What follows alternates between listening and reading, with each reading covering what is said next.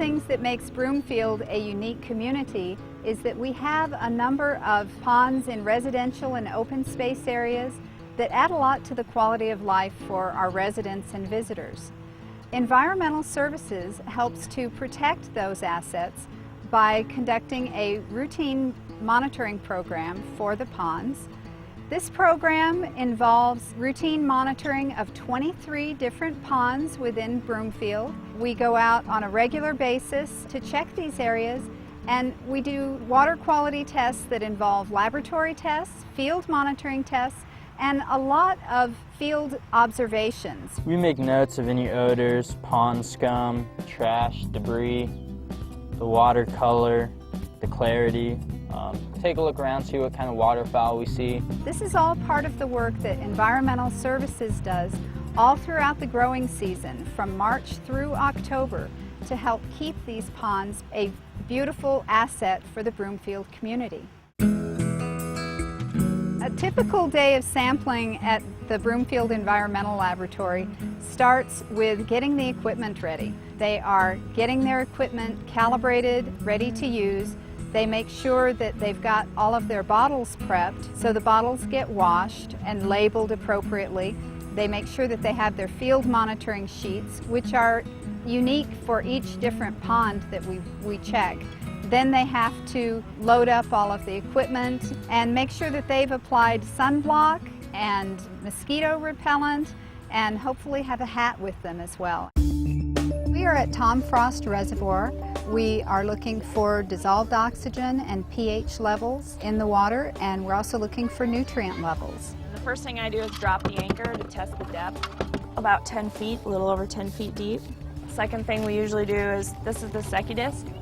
So this is what we use to test how deeply the light penetrates into the water body. You watch it until you can't see the black and white anymore, so you won't see the pattern any longer. Tom Frost is really one of our most popular ponds in Broomfield. Today there was a group of kids from one of the local daycare areas. This particular reservoir is very accessible. It's in an open space area, but it's very close to several subdivisions as well. And people like to just walk over here and go fish and also just enjoy the outdoor area. The birds come out. There's cormorants and pelicans and bald eagles who like to fish over here, as well as the people. Everything was looking good, and we have a little bit of underwater plant growth and some algae going on. It's probably something we'll have to keep an eye on. We're just going to head over to our next pond, which is Plaster, do the whole thing over again. 2-liter HDPE bottle. Gonna take a sample of the water right on the surface. Try and go a little bit below the very top, that way we don't get all the stuff that's floating on the top inside of our samples.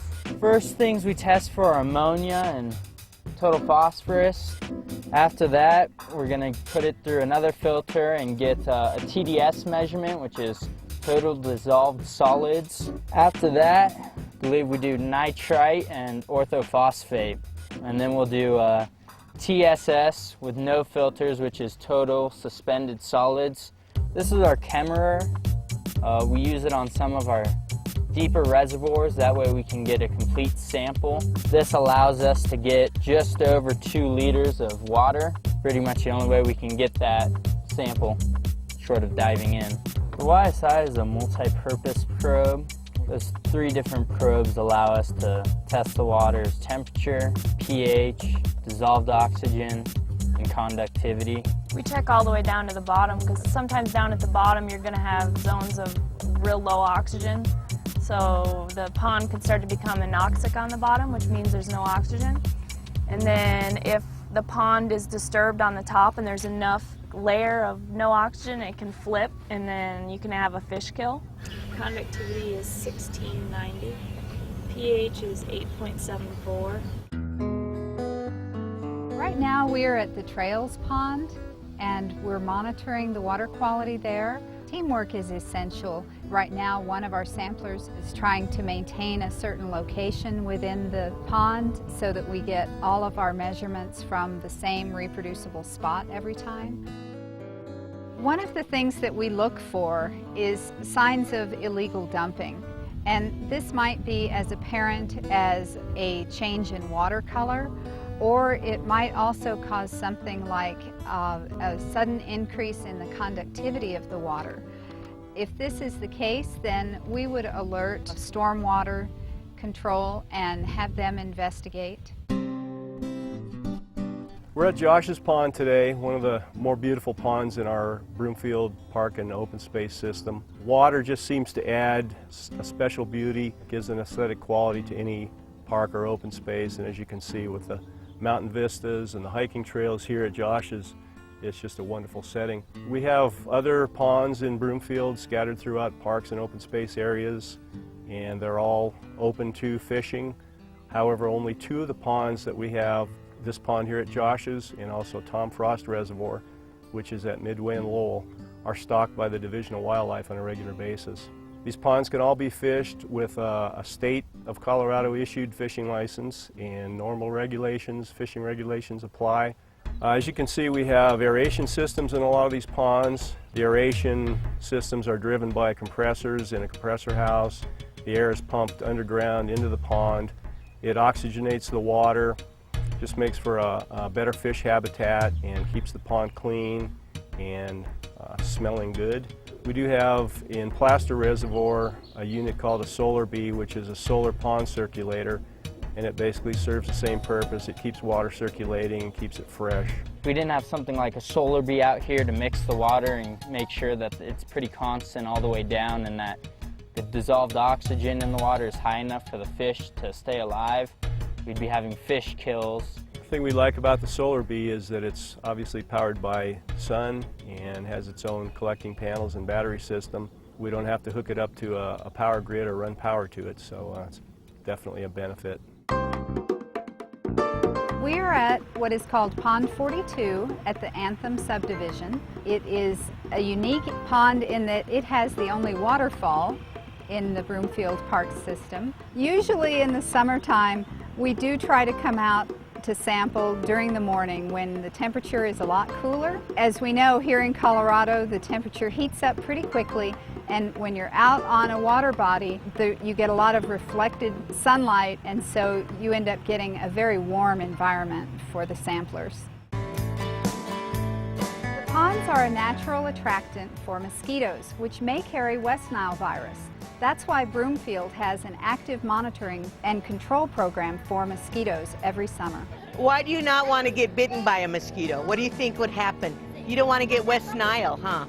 We're at Aspen Creek Elementary School, and we're here, we're celebrating National Trails Day, and basically our purpose here is to inform and educate the residents of Broomfield about West Nile virus. It's really important to prevent mosquito growth here in Broomfield because it actually, a small percentage of the mosquitoes in Colorado actually have the West Nile virus as a carrier, and we want to prevent that for our residents. A lot of times people have all these leaves that build up in their gutters, and you'll get standing water, then you'll get this.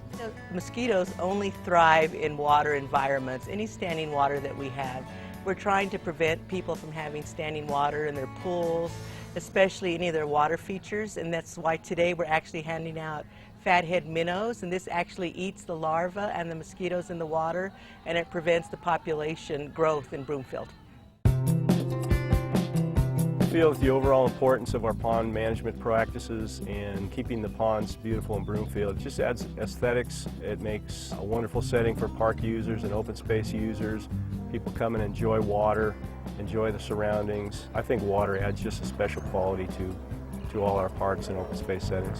I think the ponds are a big part of Broomfield, and the reservoirs are a big part of the neighborhoods. And you know, as you can see with all the kids out here fishing, if we have a fish kill, they don't have any fish to catch. So it's really important that we're out here making sure that the water's clean for the fish and that important for recreation, aesthetics, wildlife. It's nice to know that people are actually taking an interest in how the city looks. If you have an issue or complaints about a certain aspect of the city, you can make a phone call, write them a letter, and someone will take notice of it, send people out, see what the issue is, see if there's any feasible way to resolve it. It's nice that people can have their kids out here and not have something that smells like a septic system, but they have pretty clear water from what you can tell, I enjoy doing this job a lot because it's a way of protecting the environmental health of Broomfield, and it's a way of giving back to the community. It's nice to know that you're doing something that is for the enjoyment of all of the people, and also just to know that the environment as a whole is benefiting from us keeping a safe habitat for everyone.